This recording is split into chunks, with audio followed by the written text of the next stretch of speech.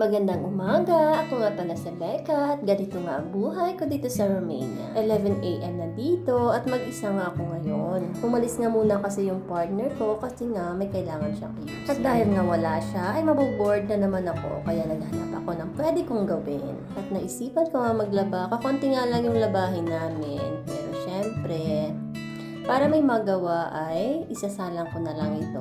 At sineperate ko na nga muna itong may kulay sa puti. At dito nga, hindi naman dumadami yung labahin ko kasi napaka-easy lang naman maglaba dito. Isasalang mo lang, mag-aantay, kukunin at isasampay. So, ganun lang ka-easy ng buhay. Char.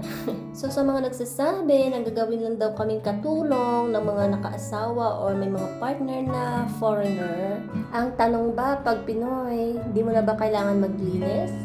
Di mo na ba kailangan maglaba, magluto? At least, dito, di ka magugutom.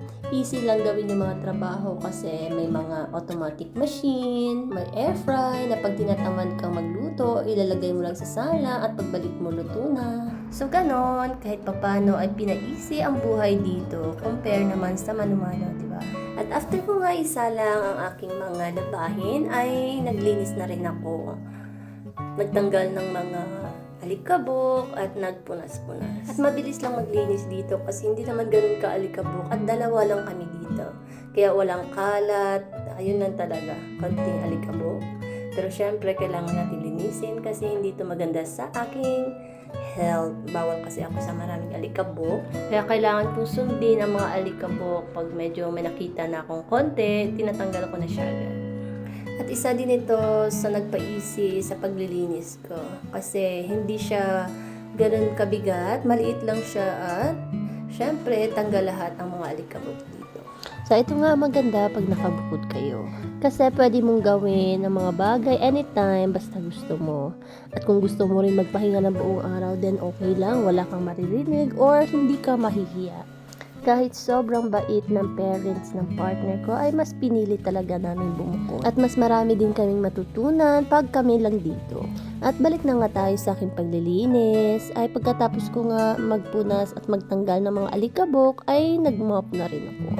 At dahil nagkape nga lang kami kanina pag alis niya, ay gumawa din ako nitong oats at nilagyan ko lang ng milk at blueberry.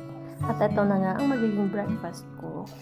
At pagkatapos nga ay nilinis ko na rin itong chicken at lalagyan ko na siya ng mga seasoning para ready na siya for grill mamaya pagdating niya. Salt, black pepper, garlic powder at Maggi seasoning nga lang ang nilalagay ko dito. At tamang-tama, tapos na din yung sinalang ko kanina na labahin kaya isasampay ko na lang.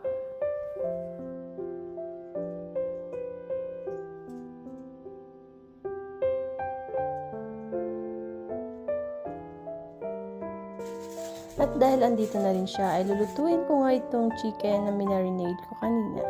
I-air fry ko nga lang ito para habang sinasalang ko ito or nakasalang ay lulutuin ko itong rice.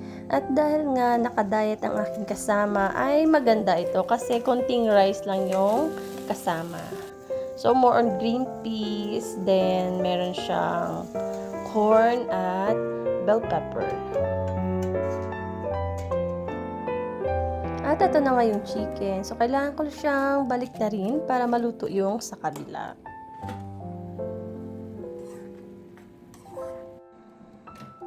At ito na nga siya. So, luto na yung chicken natin at ang ating rice.